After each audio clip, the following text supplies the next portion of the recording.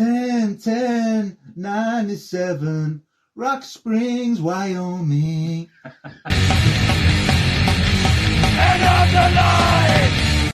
Welcome to Tied Down TV, the punk rock opinion show with me, Geoff. And Danny. And today we're talking about emo. So what do you know about emo, Danny?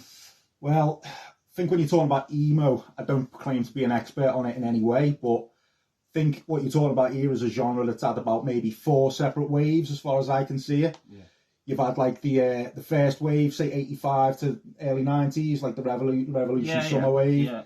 Then moving on to the early 90s to mid to late, you've had like the second wave, which is like the Midwest sound, incorporating sounds of like math rock and stuff. Yeah.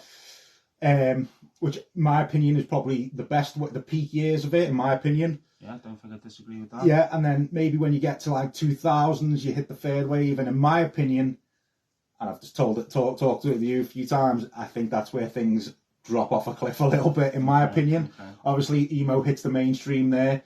There was still records got a lot to answer for. Well, some of that, you know, obviously the obvious bands are My Chemical Romance, Panic at the Disco, The Used, Fall Out Boy. Yeah. But you know, I think there was probably a few bands around then as well. If you dig deep enough, you know, you had bands like Newfound Interest in Connecticut, the Jesus Years, you know, Look Mexico. You know, so there was a few decent bands around that third wave. You just had to really dig deep, and I don't really think because what was happening in the mainstream, I don't really think they got their maybe just rewards maybe they deserved. And then I feel around like maybe the 2010s, things you hit a 4, and I think things really started to pick up again then. Like Algernon Cadwallader. That's right. I always say it wrong. You say the Hotelier. You know, bands like that. Marietta. And definitely like a Midwest revival, isn't it? The World is a Beautiful Place, and I'm No Longer Afraid to Die. Great band. You know, there's a lot of good bands. You could even maybe add bands like Title Fight in there as well. Do you know what I mean? Absolutely, That's what I understand of emo. But just to say, going back to the third wave as well, I think anyone going to shows around the early 2000s would know that like a lot of these like individuals appeared with this style and look that seemed to come along with the hit in the mainstream that you know, to me it had nothing to do with emo. Do you know what I mean? That look and that group of bands that came along. From what I know as emo, and when I listen to emo, it doesn't really have anything to do with it. Obviously, it had its place, but that's what I understand as emo. Yeah, and bands like that, not for me really either. But I always kind of think, well, I started somewhere when I was getting into punk, for instance. Bands like that are gateway bands as well. Well, yeah. I suppose. So they do have their place. Yeah. For me, I mean, I'm going to take it right back to the start, I think, because emo, as I often do talk about DC and Discord records, but all roads lead to DC, see? Yeah. Emo definitely started there. Revolution Summer, 1985. You have a few bands knocking about.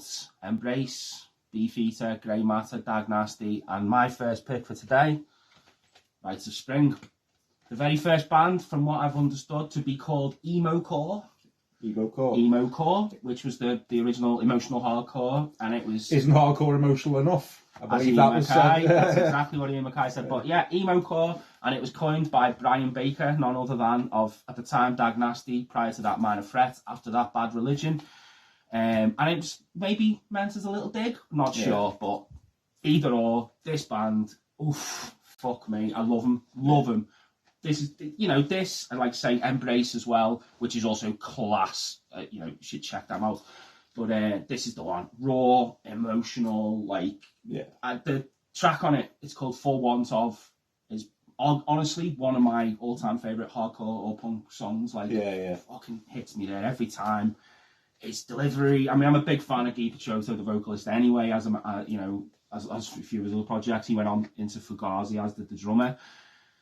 It's fucking front to back. I love it. It's the first emo album pretty much, along with, like I say, the Embrace record as well. I don't know what else to say, but if you haven't heard this, you need to go and check it out. I can't sing its praises enough, but there's so many good tunes on here, and like I say, full of emotion, full of passion. It still rips as well. It's still got like a good, fast-paced energy to it. Yeah. It's basically just melodic punk rock at that time, isn't it? I'd say so, melodic hardcore, kind of bursts of stuff like that, even post-hardcore as well. But it's emo, introspective lyrics. and just raw passion and emotion coming out. But that's number one for me. And like I say, yeah, I mean, this is where it begins, so you need to go and check that out if you've never heard it.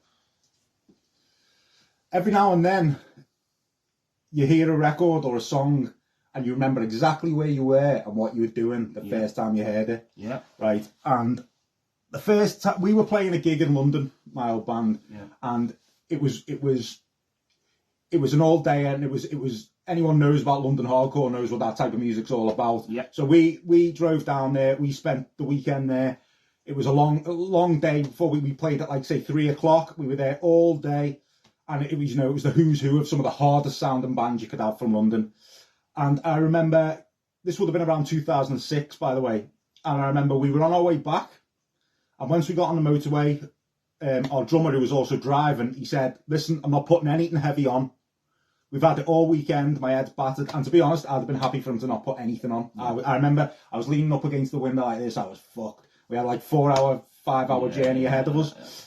So he puts this record on, just to keep himself awake, I guess. And as soon as it starts, I hear these jangly guitars starting. And you've got to remember, apart from the Revolution Summer stuff, I hadn't really been exposed to any emo stuff apart from the mainstream stuff. Emo to the press kind of exactly. thing. So obviously I was into the Revolution Summer stuff, as you just talked about, right? Spring and Embrace, the Discord stuff. But the more traditional sounding stuff I hadn't really been exposed to. So he puts this album on, and I hear these jangly guitars. And I'm lying there and I'm against the window like that. And to be honest, the first thing I thought was it sounded very similar to Simon and Garfunkel. You might laugh, but that's what I thought it sounded like, especially the slower songs like Old Friends and stuff like that. And it starts off, and that song was Never Meant by this band, American Football. So that is a class. So the song starts, and I don't ask who the band is at the time. It just sounds like a really nice, acoustic song and all that, and listen. Anyway, the second song comes on, and a trumpet starts playing. Yeah. Right. Now, the trumpet starts, and it fucking works. Yeah. I mean, that's fucking genius. Yeah, it's amazing. Do you know what I mean? Yeah. It works. So at this point now, my ears are really pricked up. And I said to him, "What is this you're playing?" So he said, "It's American Football. The only album they've released at that time." Yeah. So I'm sitting there and I'm thinking, this is really good. Yeah. Really, really good. Yeah. Anyway, the album goes on, and there's no drop in quality. Every song is just absolutely class. And then it hits my personal favourite, but the regrets are killing me. And at this point, I was like, "Can we play this again when it's finished?" Yeah. And I remember getting him to play that 3 times on the run. And that's how you know you found a class album, when you can remember something like that nearly 20 years ago. As clear as that. Yeah. This album, a lot of people say it's the peak of emo, and I wouldn't disagree. Do you know what I mean? It's like when it's hit its pinnacle. They get slated for the second album when it came out. I can't remember. It was maybe 2014, something like that. So. It got slated. I mean, it got slated because it wasn't this, and of course, it's not going to be this again. No. You know what I mean? I think this is very much an album of its time, which every now and then you capture lightning in the bottle. These bands don't they? But I've got to say, I love that album, the second one as well. Yeah. And I'll tell you now, it's got a song on it called "I Need a Drink or Two or Three."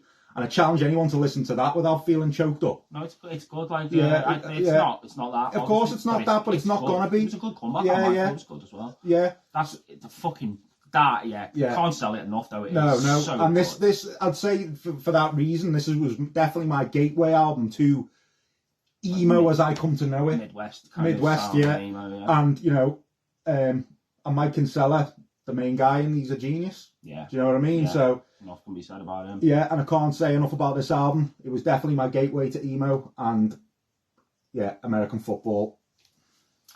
Well, number 2 for me. I'm going to stick in a very similar vein, based on the members as well. I've gone Cap'n Jazz. Now, as you'll notice, this is the anthology. I'm not going to... I dare you to try and say the name of the actual one album he released. I don't know, but I know this sort of Schmap and Schmaz. Yeah. So that's basically what I'm picking, but actually everything on this is pretty good. But this band, pioneers of Midwest sound, aren't the early 90s. Yeah. And Mike Kinsella, as you called a genius, was on drums. The vocalist, Tim Kinsella, Mike's brother, has got this such a... I feel his pain, even if he's not actually singing about painful stuff. It just... It's that... there's something about it, and sometimes it sounds awful, but sometimes it nails it when a vocalist is so out of key. It sounds amazing. I think that's a trademark of Midwest emo, that kind of out-of-key vocal. This is very mathy as well. It's very noisy. It's, you know, but it's still so melodic, though, at the same time. God, the first song when it kicks in, Little League, and it's got these big... It's so good. Oh man, lots of single-on moments in the clear, so good as well. Puddle Splash, there's loads of good tunes. I don't think too much of their version of "Take on Me" by Hore. Yeah, let's say that we'll skip over that. It's not the best. However, I heard these described once as the Velvet Underground of emo. I'm not really sure what that was actually implying. Right. Unless it's talking about how influential it was, in which case it is fucking hugely influential. Not just on emo, on indie music in general in the 90s. I bet you any money that, you know, a band like Modest Mouse were taking cues from stuff like this as well. But this is fucking class. Again, just proper pioneers. And like I say, Tim Kinsella, Mike Kinsella, how many projects? You could probably forget some of them, try and name them, but like Joan of Arc, Owls, Owen. Yeah. There's a few. There's a good few. And Nate Kinsella, the cousin, I think, is in American football as well. But it's so good. Captain Jazz. This just... It blows me away every time I put it on, to be honest. Fucking love him. Go and check him out. My next pick, probably my favourite emo band all round, I'd say, for what everything they've done, and that is The Promise Ring, 30 Degrees Everywhere. I know a lot of people prefer this one, and I know this is kind of, this is kind of seen as like their peak, maybe, their classic, but I do prefer this. There's a reason I prefer this. For one, I find myself going, I see the cherry cokes. Yeah. The didn't cokes. You've done that to me quite a lot. Times, to be fair. I do that quite a lot. Which is from the opening song, Red Paint. Okay. But I'll tell you the other reason I picked this over Nothing Feels Good is because I feel that this album, from tracks 7, 8, and 9 hits a purple patch. Yeah. Like both albums are great all the way through. Yeah. But this hits a real purple patch, I reckon, from Between Pacific Coasts, which is a fast song. Then it leads into A Picture Postcard. And that's a great song. Listen to that, because that is a beautiful song. Amazing song, yeah. Yeah, I mean, I guess you could say it's typical emo. I think he's talking about his bird's going to leave and he's begging her not to leave and all that. And then it goes on to another song called Somebody's Done For after that. And I just think those three songs together, it just leads into a purple patch that I don't really get from that one. Do you know what I mean? Yeah. I don't necessarily think it's better or worse, because that's fucking brilliant. Both of them are class. Yeah. That's the first one I heard. Yeah, it's the first one I heard too. So Nothing Feels Good is the first one I heard, so that's the one that sticks with me. Yeah. Opening with Is This Thing On is just amazing. But like you said there, where you were singing, repeated lines, I always sing, is it Make Me a Chevy off that one? Yeah. Make me an old Chevy. That goes around my head constantly. Yeah. They are one of the best emo bands. They're probably my favourite, to be honest, The Promise Ring. Even just pound for pound, I'd say. Yeah, so that's my next pick, The Promise Ring. Brilliant. Check out both those albums, to be fair. So my pick, number 3, this is a big one as well. Sunny Day Real Estate, Diary. You'll taste it. Amazing. Pioneers, again, of the Midwest sound, but not from the Midwest, from Seattle on Sub Pop. And you can hear a grunge a little bit of grunge in it, but this is emo as fuck. Yeah. It's that quiet, loud dynamic, and the clean guitars as the kind of whispering the vocals almost, and then it erupts into fucking great. It's Seven is a brilliant single, one of the best singles made for a music video in emo. One of the best openers in emo as well. It's track 1 on here, but In Circles is a great In Circles, my favourite, I think, is The Blankets with the Stairs as well, but I think every track on here is fucking class, even the 2 bonuses, 8 and 9 as well. Absolutely amazing. They split up about a year after this came out, I think, like in the middle of recording the second album, which I haven't even heard. I haven't heard any of their other stuff. I know they've been back and forth in terms of reunions. This is flawless. It's fucking flawless, isn't it? For me. And again, that Midwest, early 90s sound, these and Captain Jazz are probably the bridge, maybe, forerunners. From the first wave to the second. Yeah, maybe. Definitely. But it's so good. It's so good, and iconic artwork, which you can't see properly because of the lighting, but it's amazing. See it better than you usually can. That's a good point. But it's class. Like, what more can you say about it? Like, it sounds like a thing. The drummer and bass player were originally in the original lineup of the Foo Fighters as well. Oh yeah. I think the bass. Well, I believe the bass player still is. Drummond isn't. They recently reformed them, I'm sure. Yeah, they have. But I don't think he's in them now. I'm not sure 100%, but yeah, they have recently reformed because I actually did I was trying to keep a quiet eye to see if they were going to come over and do some shows. To be honest, but it's fucking great. Go and check it out. Diaries from a Real Estate. It's essential for emo. Essential. By far the most upbeat record. I'd probably say not just up on my list, but probably on both our lists. Braid, Frame and Canvas. Yeah, some really, really dancey numbers on this. First day back, obviously, Milwaukee Skyrocket, Consolation Prize fighter. But it has got its somber moments, you know. You said there about 7 being like one of the best openers in emo. Yeah. I reckon this has probably got my favourite closing track on any emo album. I Keep a Diary. Yeah, good song. 10/10/97, Rock Springs, Wyoming. Amazing. Yeah, it's good. Yeah. So, like I say, if you want to listen to it, you know, this will get you dancing. Do you know what I mean? It's got a lot of dancey tunes on. Yeah. It's probably the most complete of all the albums in the sense it's got a bit of everything going on. You know what I mean? It's got your somber moments, it's got your dancey moments, it's got your romance, it's got, you know, and all that. It's got your more upbeat, fist in the air kind of tunes as well. Yeah. You know what I mean? Oh, class. Yeah, and it was another one of my probably another one of my gateway albums into the Midwest sound too. I've had this for years. So yeah, that was that along with American Football. I got around the same time. So so definitely Frame and Canvas, Braid. Nice. This is my next one. I've gone another big one in the scene, obviously. Texas Is the Reason. Amazing. Do You Know Who You Are? Yeah. Fucking class, man. Blue Boy.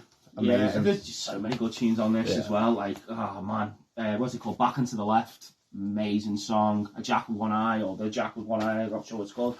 Amazing as well. He formed out of the sort of New York hardcore Krishnacore movement, didn't he? I think the drummer was in 108, guitarist I think was in Shelter, and he wanted to do something a little bit less sort of macho and with that kind of Krishna religious preachiness to it, something a little bit more melodic, a little bit more somber at times, but it's fucking amazing, isn't it? And this is the reissue, so there's like extra stuff on here as well, which is great. They did a couple of EPs, maybe a split 7-inch as well, I think, with someone. Just fucking brilliant. Can't sell it enough. Again, it's like, again, the quiet, loud sound, and that I think that's probably my favourite thing in a lot of that 90s. It is another great sort of Midwest one. Emo, and it is a Midwest classic, very influential again on emo, indie music, probably post-hardcore as well. Took a lot from this in the sort of mid-90s coming out of New York, and on Revelation as well. Not necessarily the typical thing that was coming out on Revelation at the time. Not. And it's class. It's a bit of a game changer. It was for me. Heard this quite early on, and because I saw they were quite influential in a lot of that stuff, and it blew me away. So come check that out as well. Quite avant-garde. I wouldn't say avant-garde. It's just maybe a little bit noisier. A few more, bit more unusual moments. And I've gone Sultans of Sentiment by the Van Pelt, with a brilliant cover with a guy playing golf with one leg much bigger than the other. The thing that's really interesting about this album is pretty much the whole way through the vocals are spoken. Pretty much the whole way through. You know what I mean? There's the odd scream, but there's not really any singing, what I'd consider any singing. It starts with a brilliant tune and Nanzen Kills a Cat. Brilliant song. I've seen a lot of people name drop that as their favourite emo track. And then another really slow, amazing track in The Good, the Bad and the Blind. But the peak moment for this is The Young Alchemists. I love it. The lyrics are really interesting. I mean, it's almost like you're sitting in a philosophy major listening to this guy's lyrics. The lyrics are really interesting. You're kind of sitting there. They're so artistic as lyrics, very poetic and artistic. You're literally sitting there going, it's like a flipping science class this, or, you know, fucking, you know what I mean? But yeah, they're very noisy at the same time as being really melodic, like a lot of this stuff is. Do you know what I mean? It's from 1997, and they released a couple of other albums as well. Released one recently? Yeah, have they? I'm not sure. Maybe in the last few years, I mean, like. But I've got their other two that they released back in the day, and this is, for me, definitely the standout one. Okay. So, it's the only one I've heard of theirs, to be fair. It was recommended by you to me. Exactly, yeah. And it was one of them bands that I said to you, you need to check out the Van Pelt, you'll love them, yeah. So Sultans of Sentiment, the Van Pelt. That's brilliant. 1997. Really good, really good. It reminded me the first time I heard it when you were saying about the spoken bit with the the arpeggiated Matthew guitars. I got a bit of Slint off Spiderland. Well, I still need to listen to the verses anyway to that, so that's very spoken over those kind of guitars. But anyway, so my final pick, I've gone Knapsack, Day 3 of My New Life. Amazing again. Yeah, great band. I'd have gone Silver Sweepstakes myself. All three of their albums are really good, and definitely Silver Sweepstakes and this are the better of the three, I would say. But again, much like I said about the Promise Ring when you thought about them, this was the first one I heard. Yeah. So this is the one that always stays with me and I always go back to. Plus, the first two tunes knocked me out the first time I heard it. Thirsty Side of the Street and Courage Was Confused. What a tune. They're criminally unspoken about. That's what I was going to say. One of the most underrated bands of the 90s, I think, out of that Midwest emo. Yeah. Definitely. Not enough people speak about them. They're amazing. Like I said, 3 albums, and I remember reading somewhere, and they said like about outtakes or like extra tracks, and they said every song we kind of wrote and recorded is what you've got. What you've got. There. So that says a lot to me because, as I say, all 3 of their albums are really fucking good. So they mustn't have had much fat to trim when they were fucking recording these. Sign of a great band, absolutely class though, honestly. And again, the quiet loud dynamic kind of is there. It's nailed on. Yeah. His voice, vocally, like again, just feel like you brought like a bit of raw emotion. Class every tune, but like I said, Courage Was Confused is the one I definitely recommend. But even Boxing Gloves, Henry Hand Was Harder, Decorate the Spine, fucking amazing. Go and check it out, and check out any of them. But go this. Silver Sweepstakes as well, definitely. This album here, this is the most. This, if you just want to have a nice calming listen, nice relax on your bed, you don't want to, this Christie Front Drive's self-titled. Well, I've also heard it called Stereo as well. So this is absolutely just beautiful, beautiful melodies all the way through. It's one of them albums you don't really take much notice of the vocals because the music is so melodic and all that, and it's so chilled that it's literally one of them albums you just want to lie there and just put it on in the background. It's such a calming listen, do you know what I mean? Radio and November are probably the 2 best songs on there. I've got one criticism of this album. Well, it's kind of like a backhanded criticism because for one, it's very short, so it leaves you wanting more. But the criticism is it's short and it's got about 4 interludes. So for an album that's already quite short, having that many interludes, do you know what I mean? Okay. But it's just so good. It's so, like I say, it's not that familiar with them though. Again, honestly, just very jangly. To check it out. Very jangly guitars. Yeah. You know what I like when it comes to emo, man. So you know exactly. I kind of know what it's going to sound. Yeah, you know what it's going to sound like. Do you know what I mean? Sounds like I probably like it as well. Yeah. It was always going to get in. You know what I mean? I know I said to you, I'm not sure on my last pick, but I think deep down I always know. Yeah. The Christie Front Drive is going to get in there. Like I say, very, very calm and listen, nothing too crazy going on here at all. So they only released this. I think they released an EP before this, and this was their only full length. So Christie Front Drive, Stereo. Nice. That's my last pick. And that's our top 5. So for the honourable mention, I'm going to go Algernon Cadwallader, Some Kind of Cadwallader. I'm going to go Boys Life, Departures and Landfalls. Yeah. And join us next week when we're going to be doing top 5. Power violence bands. We need fucking hard again, we need to go up after this one, don't we? So. Don't forget to like and subscribe, and you can now check us out. We're on Instagram and Facebook as well, so shoot over, give us a little like. Take care, see you later. That's what I say, that's what I do. These are my reasons, they leave you